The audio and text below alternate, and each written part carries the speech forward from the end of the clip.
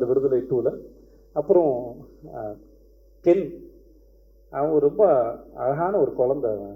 நான் அவனை ரொம்ப ரசிக்கிறேன், ரியல் லைஃப்லேயும் சரி அவனை படத்துலேயும் சரி. அவன் சினிமாவுக்கு வந்ததுக்கும் அவனை கொண்டு வந்ததுக்கும் வெற்றி சாருக்கு மூட ரொம்ப நன்றி. அவன் பேசினா ஒரு 5.5 மணி நேரம் பேசணும்னு சொன்னான். அந்த 5.5 மணி நேரம் அவன் தான் பேசினான். அதிகபட்சம் நான் கேட்டுட்டு தான் இருந்தேன். ஆனால் அவன் 5.5 மணி நேரம் இல்லை, அவன் 10 மணி நேரம் பேசினாலும் கேட்கலாம். அவ்வளோ சுவாரஸ்யமாக சொல்லுவான். தனக்கு தெரிஞ்ச சின்ன விஷயமாக இருந்தாலும் சரி, தன் வாழ்க்கை நடந்த விஷயமா இருந்தாலும் சரி, அவனோட டைமிங்கும் சரி, அதை சொல்கிற விதமும் சரி, எதுக்கு உட்காந்துருக்காலும் அவ்வளோ எங்கேஜிங்காக சொல்ல முடியும். நான் பல முறை அவனை திட்டியிருக்கேன், ஏன்டா அசுரனுக்கு அப்புறம் இவ்வளோ பெரிய கேப்பு கொடுத்த அப்படின்னு. ஏன்னா அவனை ஸ்க்ரீனில் பார்க்குற சரி, அந்த ஒரு சண்டை காட்சி அப்போ அவனுக்கு ரிப்பெல்லாம் உடஞ்சிச்சு. அதெல்லாம் பொருட்படுத்தாமல் அவன் இருந்து அது சூப்பராக பண்ண ரொம்ப இன்டென்ஸான ஒரு ஆக்டரு. அவன் மிகப்பெரிய விஷயங்களை பண்ணுவான்னு எனக்கு முழுசாக நம்பி இருக்கிறது. வாழ்த்துக்கள் அவனுக்கு. ரொம்ப சுவாரஸ்யமான ஒரு ஆள். சேத்தன் சார், உங்களுக்கு வாழ்த்த வயது இல்லை சார், வணங்குறேன் சார். நான் இன்னைக்கு விடுதலை 2ல் பார்க்கும்போது சரி, சேத்தன் சார் இந்த படத்தோட ஒருத்தர் ஒரு ரூமில் உட்காந்துட்டு ஆப்ரேட் பண்ணுற வில்லன்னா கூட இருக்கிற மிகப்பெரிய வில்லன் சேத்தன் சார். அவர் அவர் இங்கே பார்த்த முகமாகவே இருக்க மாட்டார். நீங்கள் ஃபஸ்ட் பார்ட்டில் பார்த்த விட செகண்ட் பார்ட்டில் அவரோட போர்ஷனை அவர் அவ்வளோ கிளியராக அவர் என்ன நினைக்கிறாரோ அது வார்த்தைகளோ சப்டைட்டிலோ எதுவுமே இல்லாமல் நமக்கு அப்படியே கடத்திடுறாரு. அப்படி ஒரு பிரமாதமான ஒரு ஆக்டர். நான் வெற்றி சார்ட்டே சொல்லியிருக்கேன், அவர் செம்ம காஸ்டிங். சேத்தன் சாரை காஸ்ட் பண்ணது அதை ரீப்ளேஸ் பண்ணவே முடியாத ஒரு ஆக்டர். அவ்வளோ பிரமாதமான ஆக்டர்.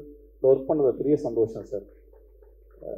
சார் உங்களை பற்றி நான் எதுவும் சொல்ல வேணாம் சார். ஜாக் சார், உங்களுக்கு கூச்சமாக வேறு இருக்கும் சார். நான் வேறு அதை தேவையில்லாமல் நீங்கள் செட்டு போட்டதோ இல்லை, ஒரு ஊரே அந்த செட்டு சார், எனக்கு தெரிஞ்ச எல்லாரையும் நான் கூப்பிட்டேன் செட்டுக்கு, வாங்க டைம் ட்ராவல் பண்ணலாம். ஒரு செட்டு போட்டு ஒரு 70களுக்கு கூட்டிகிட்டு போனார். சும்மா அந்த தெருக்கள் தான் அது. ஆனால் எனக்கு தெரிஞ்ச எல்லாரையும் வர வச்சேன். இந்த செட்டில் வாங்க, சும்மா இருங்க, பாருங்கள், வேடிக்கை பாருங்கள். உங்களுக்கு ஒரு இந்த இடத்துல இருந்து ஒரு 40-50 வருஷம் பின்னாடி போகலாம், போய் இடத்துல வாழ்கிறத பார்க்கலாம். எப்பவுமே ஜனாசா இருக்கும்போது சொல்லுவார், ஜனாசா சொல்லியிருக்காரு, இன்னொரு ஒரு ஆர்ட் டைரக்டர் சொன்னா சொல்லியிருக்காரு, என்னதான் செட்டு போட்டாலும் அந்த ஜூனியர் ஆர்டிஸ்ட்டு அந்த காஸ்டியூம் போட்டு நடக்கும்போது அதுக்கு உயிர் வருது அப்படின்னு சொல்லியிருக்காரு. ஆனால் ஜாக்கி சார் போட்ட செட்டு ஒரு பக்கம், அங்கே ஆர்டிஸ்ட்லாம் சேர்ந்து அதுவும் நடக்கும்போது அது அப்படியே காலத்தை கடந்து எங்களை பின்னாடி கூட்டிகிட்டு போச்சு. அந்த இடத்துல வாழ்ந்த அனுபவத்தை அதை உருவாக்கிச்சு sir. Thank you so much. Thanks for that sir. மற்ற எல்லாருக்கும் பவானி இதை பற்றி நான் என்ன சொல்கிறது தெரியல. பவானி நல்லா இருக்கு. பவானி சார் உங்களுக்கு வாழ்த்துக்கள் சார். தமிழ் சார் உங்களுக்கு வாழ்த்துக்கள். உங்களுடைய அடுத்த படத்துக்கு வாழ்த்துக்கள். போஸ்ட் ரொம்ப பிரமாதமாக இருந்தது. நீங்கள் சூப்பர் ஆக்டர் சார். அப்புறம் sir Raja sir, I love you sir. I love you sir.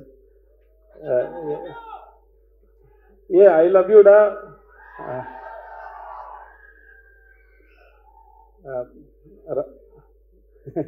I do miss you. இன்னும் காதலும் அன்பும் சார்ந்து எத்தனை வார்த்தைகள் உண்டோ அத்தனை வார்த்தையும் உனக்கு பரிசீலிக்கிறேன். நன்றி. ஐ லவ் யூ. டேய் சார், ஒரு கொஞ்சம் கேப்பு கொடுங்க சார். ராஜா சார் இருக்கிற காலத்தில்